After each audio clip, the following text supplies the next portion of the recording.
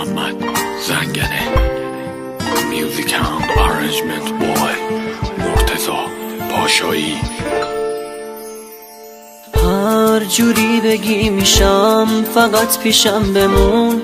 نگو میخوای بری، نگو دوست ندارم.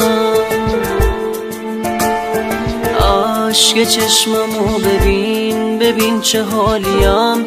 میخوام سرم رو باز رو شونه هات بذارم. انگاری تموم اون روزای خوبمون تموم داری میری. اون کیه داری میری به جای دست من، دست اونو بگیری. اونی که عاشقی رو یاد من داده داره میره، نمیدونه کسی به جای من براش نمیمیره. آخه کی فکرشو میکرد یه روزی خسته شه ازم. داره میره نمیدونه دیگه نفس نمیکشم.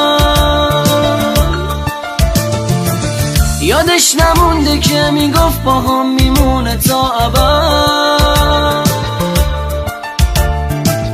دلم تموم قصه هاشو مینویسه خط به خط. حالا سیاه شده از اسم اون دوباره یک صفحه. میمیرم از نبودنش، تموم کارم این دفعه.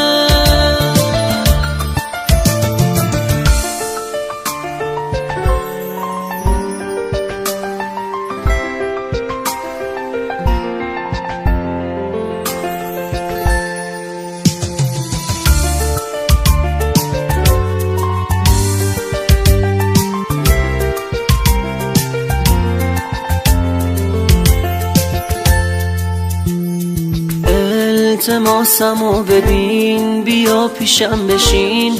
نزار دیوونشم، نرو نزار بمیرم.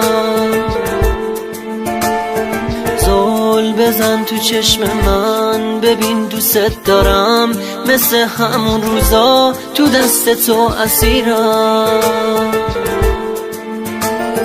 گریه های من داره تا آسمون میره، چجوری بی خیالی. قول دادی نری بمون به پای عشقمون، نگو دوستم نداری. اونی که عاشقی رو یاد من داده داره میره، نمیدونه کسی به جای من براش نمیمیره. آخه کی فکرشو میکرد یه روزی خسته شه ازم.